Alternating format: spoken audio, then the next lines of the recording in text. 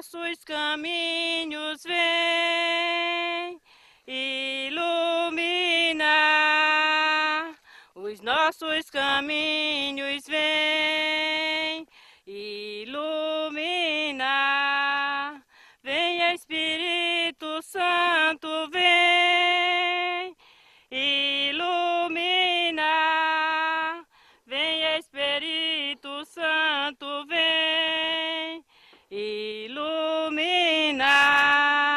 As nossas famílias, vem iluminar. As nossas famílias, vem iluminar. Vem Espírito Santo, vem iluminar. Vem Espírito Santo, vem iluminar.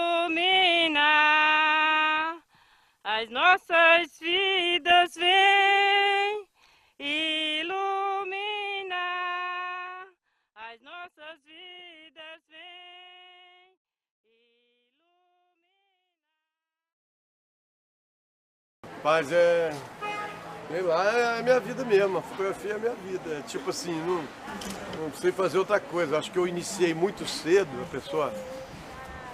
Realmente com 13, 14 anos eu já tinha decidido que eu ia fazer até o final da minha vida, em termos de profissão, é a fotografia. Então, como é que eu digo assim?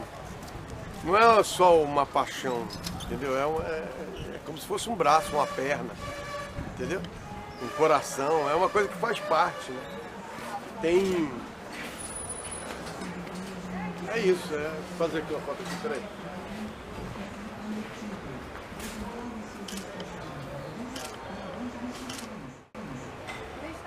Meu primeiro contato com o Ceará foi doloroso, porque vem por esse lado da fome, da miséria, da desgraça humana e tal. Mas, de certa forma, eu falei, porra, como é que esses caras conseguem resistir a isso, né? E viver com isso e tal. Então eu fiquei com aquilo na cabeça. Aí, lógico que naquele momento ali eu achava que um dia viria para o Ceará, mas não sabia quando, né? Então fui meio que guardando aquilo dentro de mim, mas nesse dia também eu tomei a decisão de que iria fazer fotografia. De alguma forma, não sabia se eu ia ser fotógrafo, mas que eu queria trabalhar com fotografia. Porque eu acho que era uma coisa que levava as coisas assim para as outras pessoas verem, perceberem, sentirem.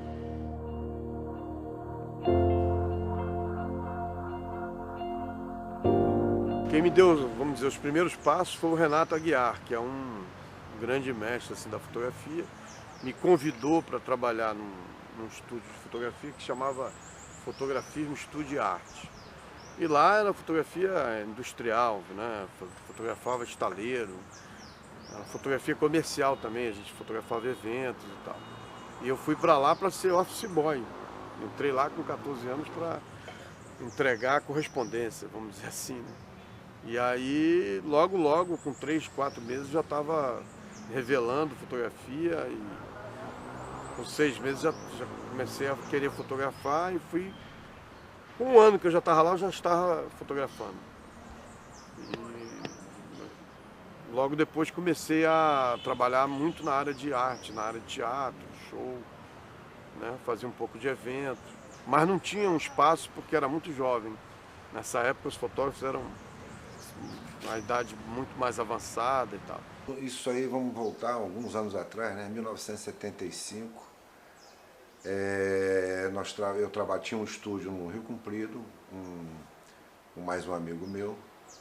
Quando de repente um dia chega o Celso, sandália de cearense, aquele sandália de couro no pé. Chegou lá respondendo ao emprego, aliás um chamado de um amigo nosso que ele conheceu, atrás do emprego, genérico, nada definido. Bem, chegando lá, o Celso ficou uma semana, ficamos conhecendo e tal, quando apresentamos um laboratório fotográfico para ele.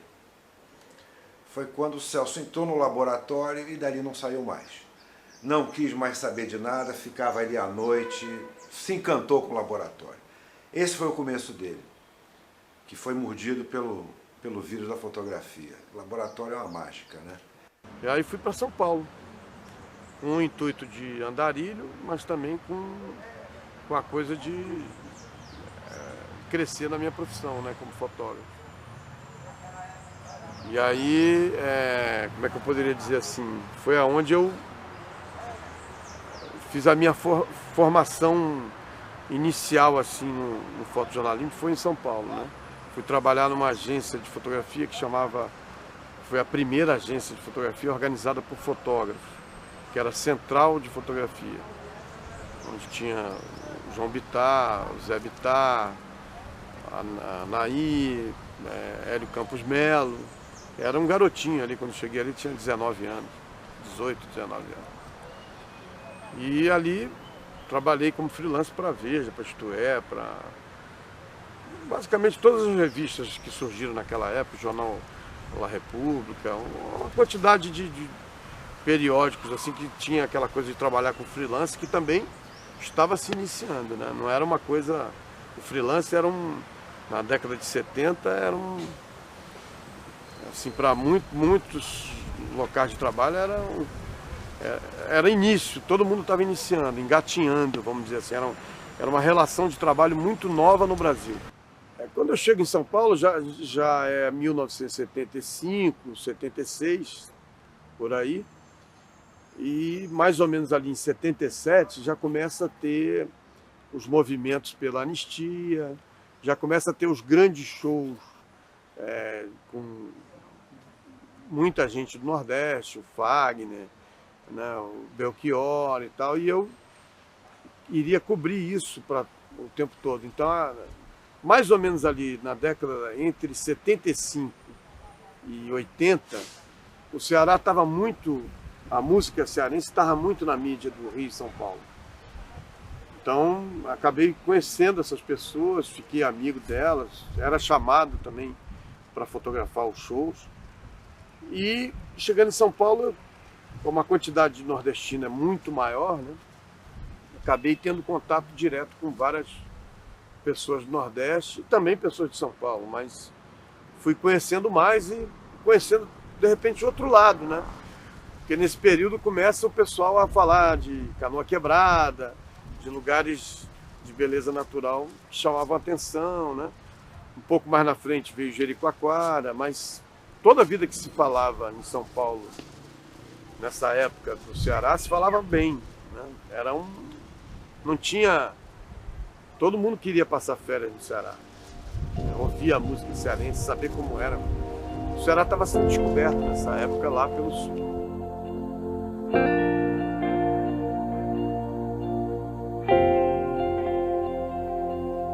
E foi rápido assim, acho que foi final de julho, mais ou menos ali setembro, agosto eu já comecei a tirar o time de campo para vir para cá, né? Só que levei mais de 6 meses para chegar aqui. Pedi demissão de onde eu estava trabalhando. Primeiro porque era a primeira vez na minha vida que eu estava saindo mesmo, né, do sul, chamado Sul Maravilha. Naquela época a gente chamava o Sul Maravilha. E aí eu vim parando, né, conhecendo as capitais, passei por Vitória, Salvador. Vim, né, passei um bom período em Salvador e Recife. Foram os 2 pontos mais interessantes assim. Dava para perceber a diferença bem clara entre o que era morar no Rio, em São Paulo, e o que era morar no Nordeste. Era outro compasso, outra culinária, outra maneira de pensar a vida, né? A organização social totalmente diferente. E aí eu já fui ficando, né, numa pique, assim, falei, pô, aqui acho que esse lugar tem a ver comigo, tem a ver com a minha... Acho que aqui é que eu vou continuar por aqui. Aí, em Salvador, demorei um tempinho ainda, passei por Aracaju e tal, para chegar em Recife. Em Recife, eu fiquei já um bom tempo, fiquei uns 45 dias. E aí a paulada na cabeça foi bem maior, porque cheguei naquele período um mês antes, ou um pouco menos de um mês do Carnaval. Então as manifestações, né, culturais estavam bem à flor da pele. A movimentação nos bairros, no interior, era um negócio assustador. Agora, engraçado é que eu nunca tinha visto aquilo, mas eu me sentia em casa. O tempo todo eu não, né, parecia que já conhecia tudo sem nunca ter vindo do Nordeste. Então, quando eu cheguei em Fortaleza, no Ceará, eu já tinha meio que decidido que ia viver no Nordeste. Ia passar um bom tempo aqui. Ainda não tinha certeza se ia ficar em Fortaleza, no Ceará.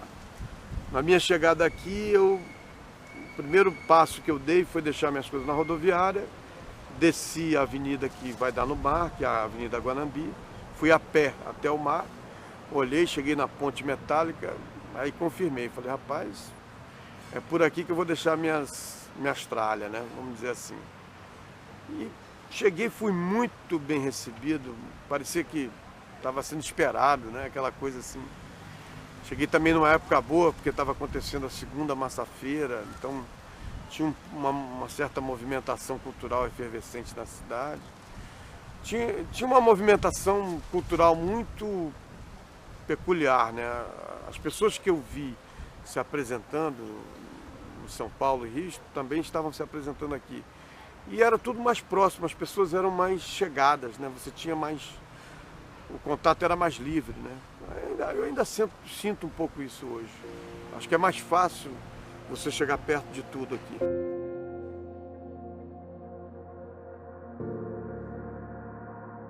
Quando eu cheguei aqui, a minha bisavó ainda era viva. Vamos dizer, a avó da minha mãe, né? Então eu também fiquei um pouco... Foi a primeira referência assim, que eu tive familiar. De certa forma me assustou um pouco, porque quando eu cheguei aqui ela já estava com 108 anos, perto de fazer 110 anos, ela foi até os 110 anos, então ainda conheci uma pessoa, vamos dizer assim, tipicamente cearense, que ia à missa todo dia, no final da tarde, rezava todo dia e morava bem atrás da catedral.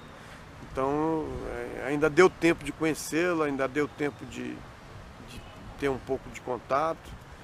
E ali eu meio que percebi que tinha um traço que me interessava muito, que era... O cearense tem um estilo assim meio resistente a tudo, sabe? A vida aqui é tão dura, as coisas são tão difíceis que você tem que criar uma certa resistência, né? Você tem que resistir à dureza do lugar, né? E eu não sei, eu acho que um traço que me pegou e me pega até hoje para estar aqui é essa coisa de enfrentar a dificuldade, entendeu? Acho que a dificuldade é uma coisa que me interessa, faz parte, acho que até da minha sobrevivência, né? Acho que eu faço assim, dou maior valor a essa coisa esse traço assim. O cearense tem um traço de resistir, sabe?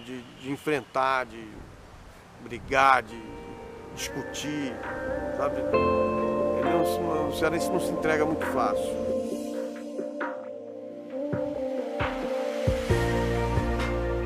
A obra da gente é uma coisa de identificação, né? Você se identifica com o quê? O que te interessa na vida? O que faz parte de você? Qual é a sua? E a minha é enfrentar as coisas que vêm por aí, né? O andarilho tem esse negócio de se virar, né? De ir à luta, quer dizer, tirar proveito até da dificuldade, né? Aproveitar a dificuldade para resolver a questão do problema ali naquela hora, naquele momento. Então, assim, eu não acho a minha obra uma obra de fácil... Não é uma obra de fácil compreensão, é uma obra, eu diria até bem dura mesmo, é bem parecida com o povo daqui, né?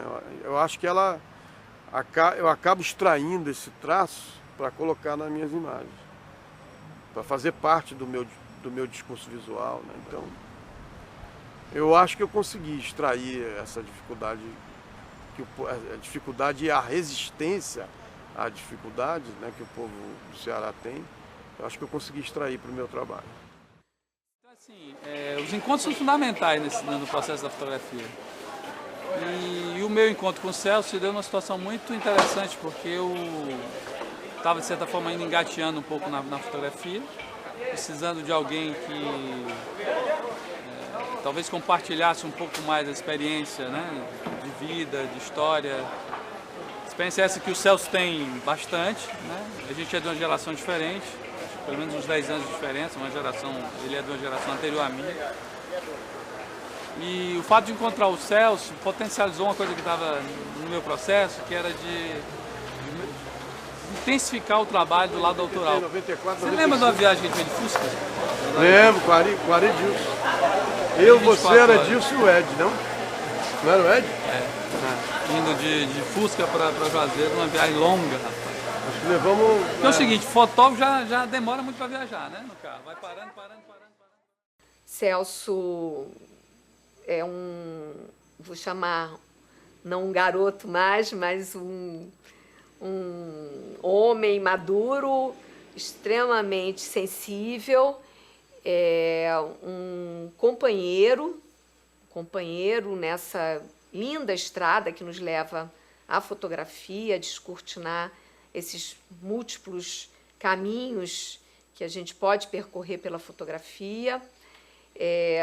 Com o seu livro autoral, que também leva esse nome de Quem Somos Nós, Celso nos descortina um olhar curioso, um fotodocumentarismo mais ampliado, mais expandido, onde as questões objetivas e subjetivas se mesclam, não é? Ele se distancia de enquadramentos mais clássicos para ousar em cortes abruptos, em tomadas de cima para baixo, enfim, em fotos contrastadas, nos seus matizes da escala dos cinzas, e, enfim, e ele mergulha especialmente nessas raízes nordestinas, que são certamente também as suas raízes, pelo fato de ter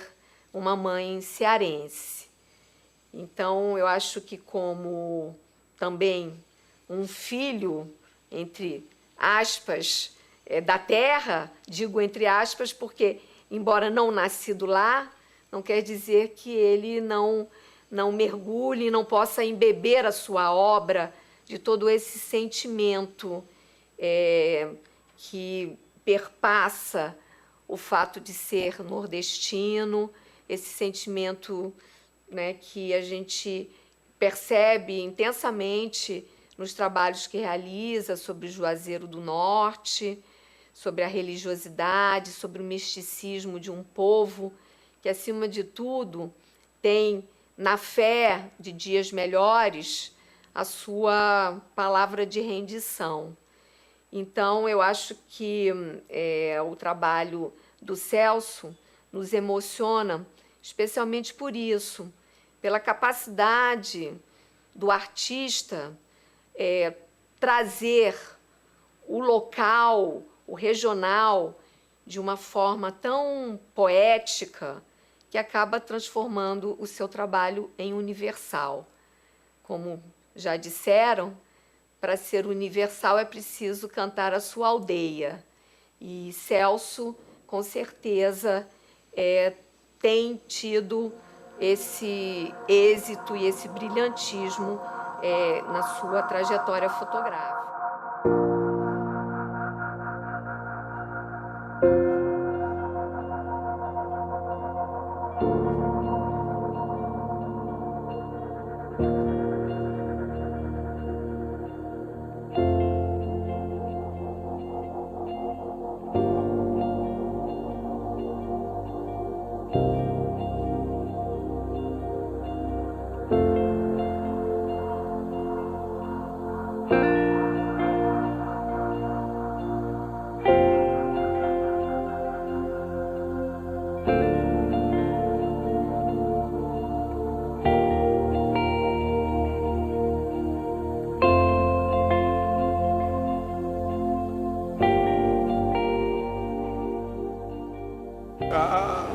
Na verdade, a locação, o cenário do meu trabalho, ele é escolhido mais pela população do que por mim, né?